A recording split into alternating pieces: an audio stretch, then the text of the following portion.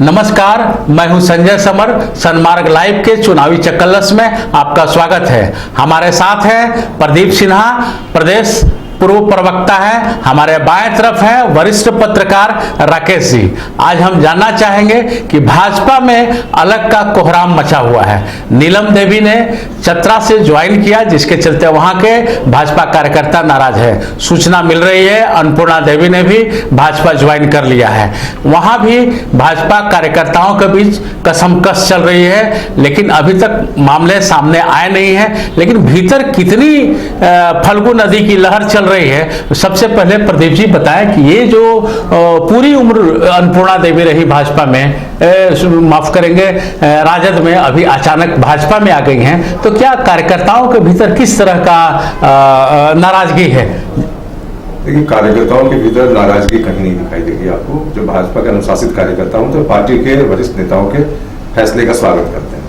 अब रही बात, किसी व्यक्ति ने अगर व्यक्तिगत निष्ठा के तहत कुछ बात कही हो तो पार्टी उसको बहुत महत्व नहीं देती। हमारा कार्य करने का जो ढंग है बाकी अन्य दलों से अलग होता है। एक बार जब नेतृत्व का निर्देश हो गया तो पार्टी के कार्यकर्ता नीचे स्तर तक उसको लागू करने में अपनी पूरी शक्ति झोंकते हैं। लेकिन राकेश जी, आप तो ये कह रहे हैं, लेकिन रामटहल चौधरी जी के समर्थक कल पार्टी कार्यालय पर जुट गए और पार्टी विरोधी नारे लगाए।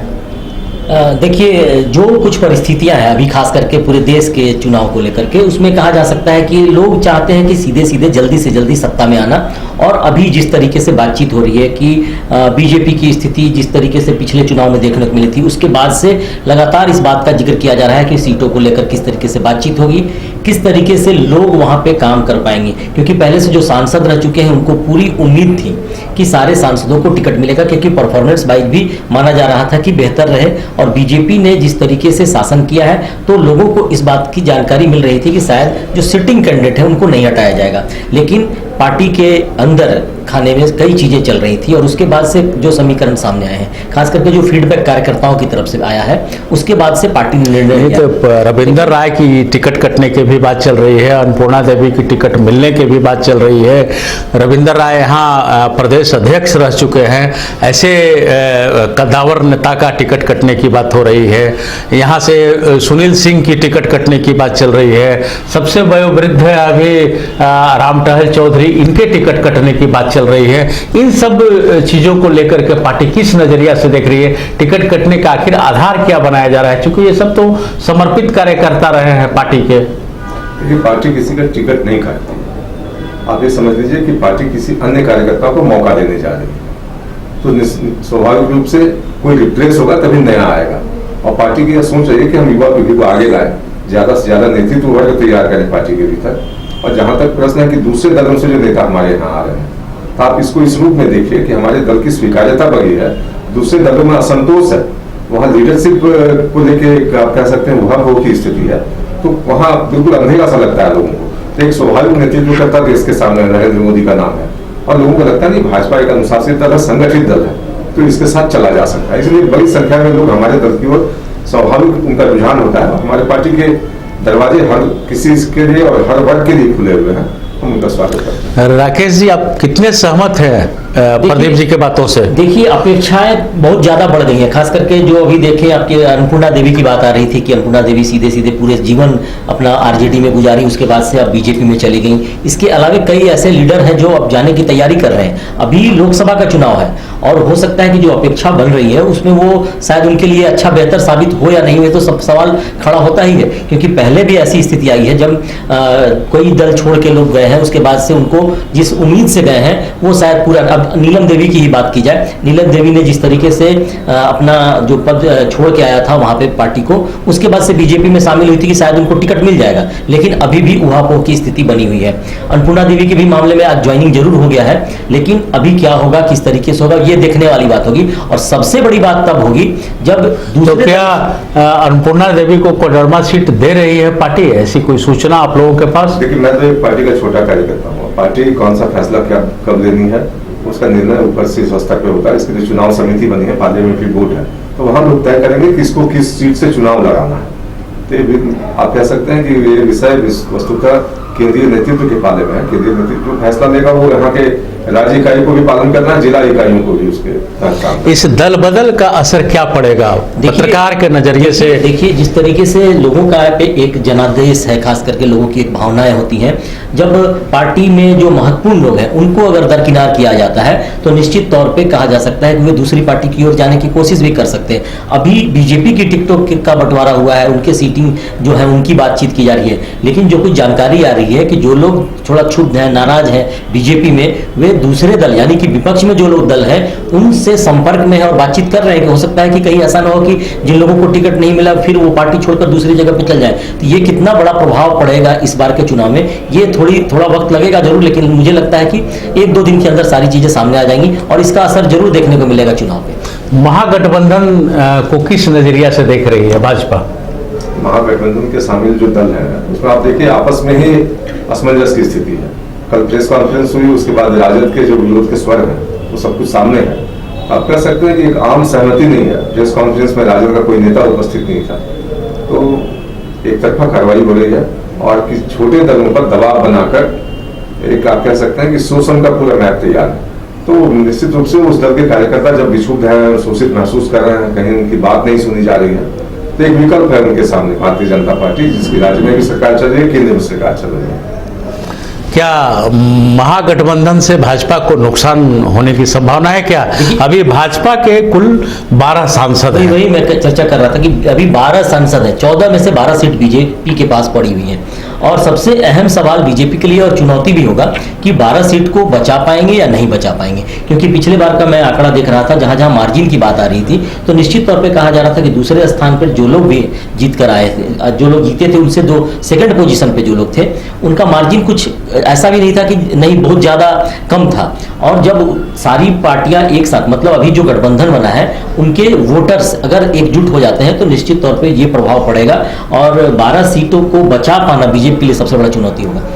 अच्छा, भाजपा कहती है सीटों को लेकर के, मान लीजिए गिरिडीह सीट को बोलती है मेरी पारंपरिक सीट है, रांची सीट बोलती है मेरी पारंपरिक सीट है, तो ये संस्कृति और परंपरा की बात होती है तो इन कार्यकर्ताओं के बीच से लेकर के लोगों को जिम्मेवारी देनी चाहिए, न कि नए चेहरे को, नए पार्टी जो लोग लगातार भाजपा को कुछ कुछ बोलते रहे, टीका टिप्पणी करते रहे, फिर वैसे चेहरे को ले करके उतार देना, ये क्या कैसी परंपरा ये है? देखिए, एक तो आप इसको कह सकते हैं कि पार्टी की रणनीति है और दूसरे दृष्टिकोण से आप देखें तो झारखंड की 14 सीटों में से अब तक जो 10 सीट घोषित हुए हैं उसमें जो हमारे खूंटी के सांसद थे करिया मुल्ला जी, तो सम्मानजनक ढंग से उनसे बातचीत करके उनकी जगह अर्जुन मुल्ला जी को दिया गया। तो आप ये कह नहीं सकते हैं कि दूसरे दलों के लोगों को प्राथमिकता दिया, अपने लोग पीछे छूट गए।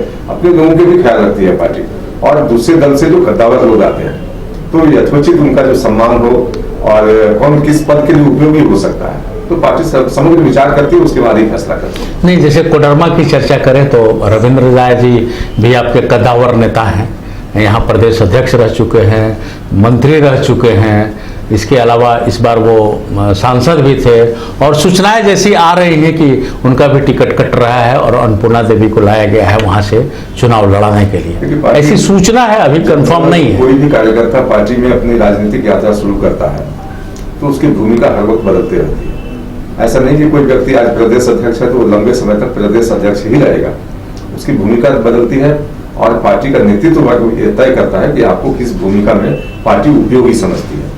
तो सभी कार्यकर्ताओं को इस भावना को समझना होगा और मैं समझता हूँ कि पार्टी के अधिकांश कार्यकर्ता इसी भाव से जीते हैं कि पार्टी हमको जिस योग्य समझेगी। जब हम कहते हैं कि हम सिपाही हैं पार्टी के, तो फिर सिपाही होने का मतलब यह है कि हम फैसले को बिल्कुल तहे दिल से स्वीकार करें, उसको प्रश्न खड़ा होता है। आप बता रहे हैं या भाजपा के लोग बता रहे हैं कि महागठबंधन को बहुत हल्के में लिया जा रहा है, लेकिन चूंकि आप गांव-गांव घूमते हैं, कई जगह जाते हैं, उस हिसाब से देख करके बताएं तो कि क्या महागठबंधन कितना मजबूत है और भाजपा को किस तरह से वो नुकसान पहुंचा सकता है या भाजपा गंभीरता से नहीं ले रही तो उसका क्या असर पड़ सकता है? देखिए, इस बार वोटों का अगर बिखराव नहीं होता है, खास करके जो महागठबंधन का स्वरूप तैयार हुआ है, अगर वोटों का बिखराव नहीं हो, एकजुट जुट रहे हैं अगर वो लोग, जैसे आरजेडी के लोग टूट रहे हैं तो उसका एक प्रभाव देखने को मिलेगा। इसके बाद अगर बीजेपी में अगर कुछ और टूट फूट होती है या फिर टिकटों को लेकर अगर उहापोह की स्थिति बनती है अब तो बस 3 ही टिकट की घोषणा बची हुई है। कई जगहों पे थोड़ा विरोध होता है, चुनाव के माहौल में होता है। ऐसे समय में अब कहा जा रहा है कि महागठबंधन अगर जिस मजबूती के साथ खड़ा हो रहा है तो निश्चित तौर पे कहीं ना कहीं बड़ी चुनौती देने को तैयारी कर ली है। अब देखना है कि ये महागठबंधन टिकता कितना है, क्योंकि उस पर अभी भी कई तरह के विरोध हैं। 7 सीट जो कांग्रेस को मिला है उस पर अभी विवाद जारी है।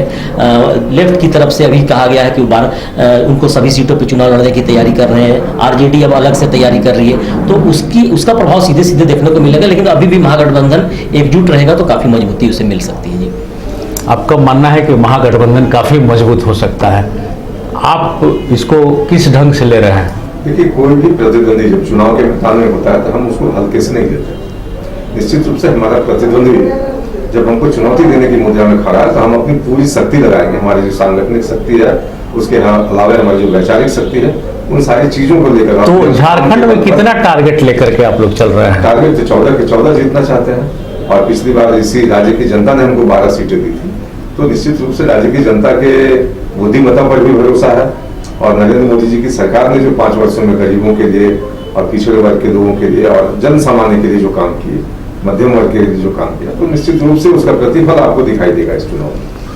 तो महागठबंधन ने सिर्फ सीटों का बंटवारा किया है, अभी उम्मीदवारों की घोषणा अब तक नहीं की है। भारतीय जनता पार्टी तय कर रही है कि 14 में 14 सीट लेंगे। मतदान होने में अब बस कुछ दिन ही बाकी रह गए हैं। अब हम इंतजार करें मतदान का, और आप देखते रहिए सनमार्ग लाइव। मुझे इजाजत दीजिए, नमस्कार।